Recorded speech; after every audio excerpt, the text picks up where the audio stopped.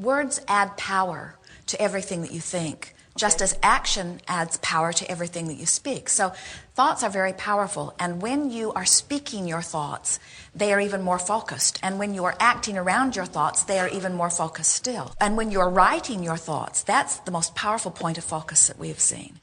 If we were looking for the ideal situation, we would sit with paper and pen, and we would write in outline form, and then we would image around it. In other words, we would get into a virtual reality, and we would say, today I'm going to my virtual reality, and my primary focus is going to be me. And my primary focus is going to be me in my body, and me in my home, and me in my relationships, or relationship if there is a significant one that you were chewing on, and me in my work. And then we would start with any one. We would really start with the easiest one. And we would say, all right, who is me? Who am I? Who am I? Meaning, what is the picture that I would like to project? Never mind what somebody else has seen, and never mind what I have convinced someone else of. In other words, we see so commonly that you, not just you, but most of you, will have a moment of insecurity, and you will speak it to someone, and then they will remember your insecurity and reflect it back to you the rest of your life. They didn't believe it right up front at first, but as you hammered at them year after year after year, in time they began to accept your insecurities as you, and now when they see you, they reflect that back to you. And it does take some doing to get around that. But the doing is not nearly as difficult as you think. It just takes a few moments of pure thought on any subject that is important to you. But you've got to do the work, and most of you do not do the work. Dart into your virtual reality, do as much as you can do, as long as it still feels good, and then go on to whatever else you are doing.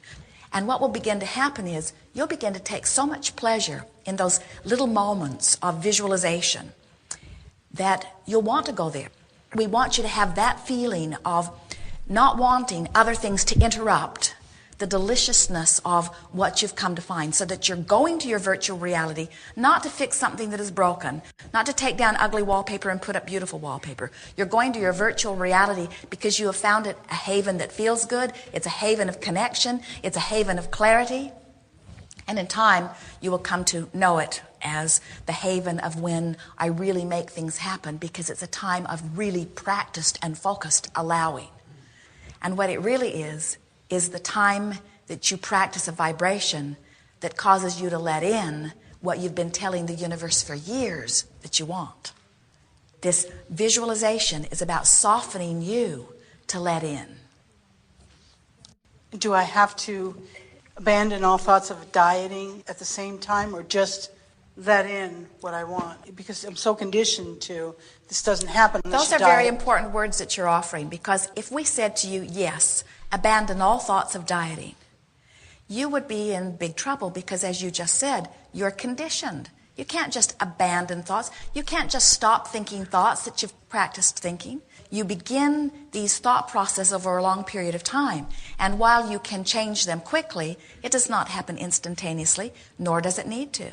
What we would like you to begin to enjoy is the becoming process. And we think that's what is tripping so many of you up. You're not enjoying becoming. You're unhappy where you are. You think you'd be more happy over there. And so you're just miserable until you get over there, which keeps you from ever getting over there. But if you could enjoy the becoming, that would all change right now. That's where the visualization comes in. You can enjoy the becoming. When you have an image of how you want to be, when you have an idea of what you want, and you look at what is, and you keep saying, this is how it is for me. We hear those words from you vibrationally, if not verbally. This is how it is for me. This is just who I am. Or this is just the way I see the world. This is just how things are for me. Hear the power of those words. It's like nailing your feet right in this spot. When you say, this is how it is for me, it's you who has closed the door for something else, and only you. So begin softening it by saying, well, this may have been how it's been, but it's becoming something else. And if someone tries to pin you down to what it is, say, oh, I'm open for all kinds of good things. In other words, just be playful about it. This is what the process is. You never get it done. You cannot get it wrong, and you never get it done. Oh.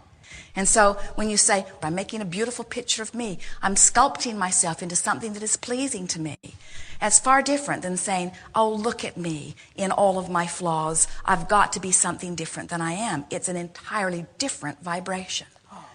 I'm becoming. I'm becoming.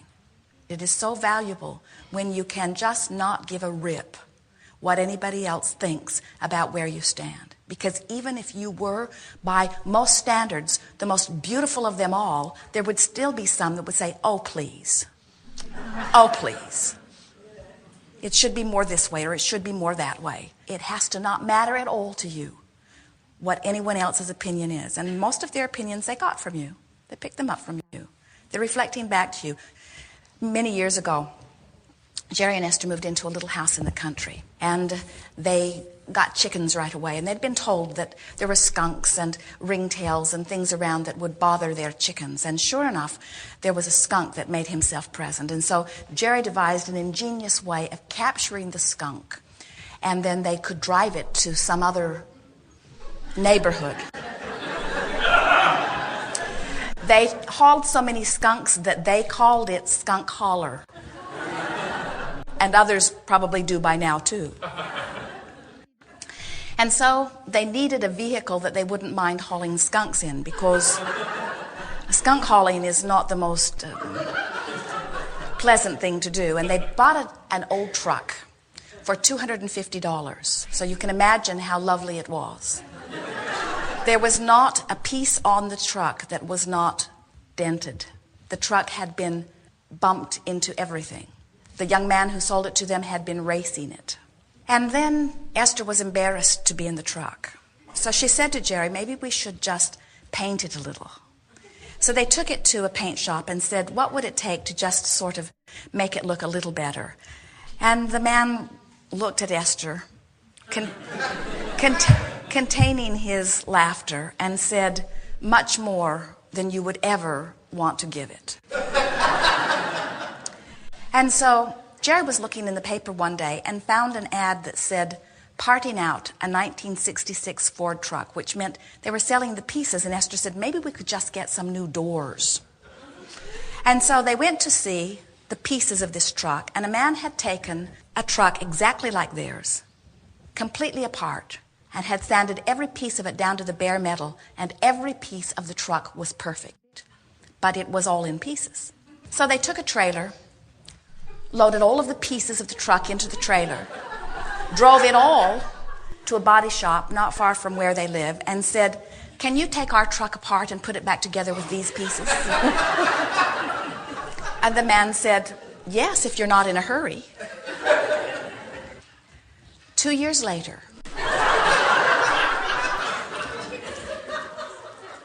they picked up the most beautiful 1966 Ford truck that anyone has ever seen. It looks like it came right off the showroom floor. Jerry won't haul skunks in it. Well, they had been looking forward to the truck. They'd been stopping by on a pretty regular basis, and they were really enjoying the process of watching this truck become.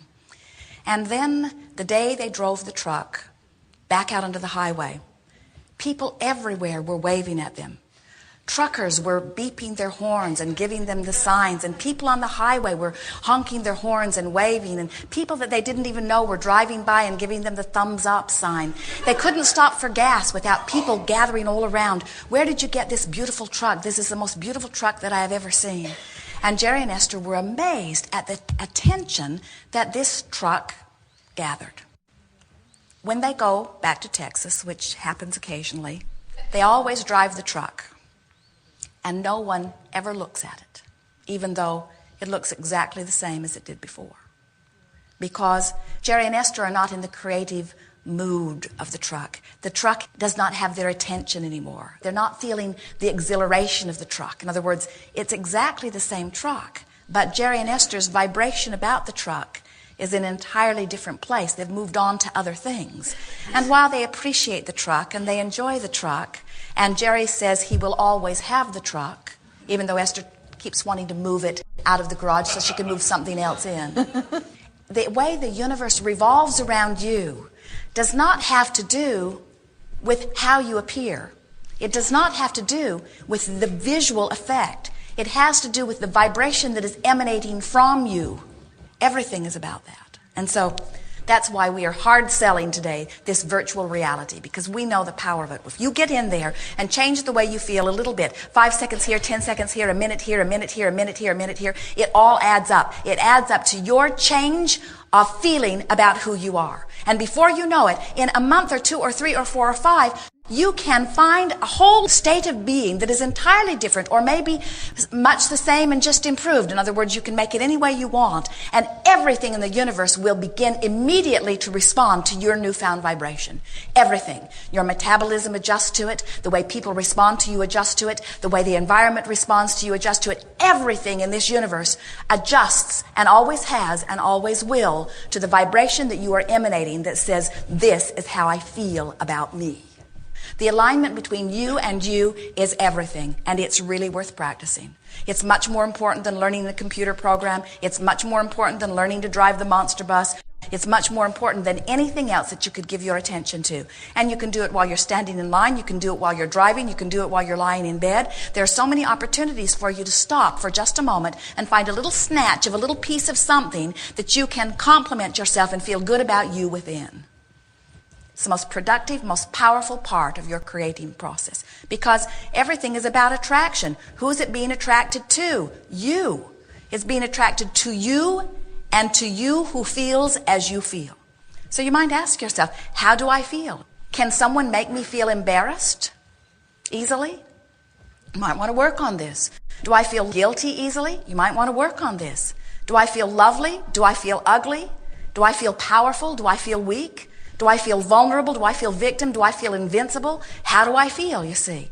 You know which of those feels good. When you say, I don't know how I feel, or I don't know how I want to feel, or I don't know how I'm supposed to feel, every one of you knows exactly that you would prefer to feel powerful than weak, that you would prefer to feel invincible than helpless, that you would prefer to feel clear-minded than confused, that you would prefer to feel adored rather than not accepted. You know how you want to feel, and you have to generate the feeling. And we would do that instead of dieting, instead of anything in terms of action. We would work on that first and watch how easily then everything else comes into alignment. I see. Thank you so Yes, indeed. much. Yes, indeed.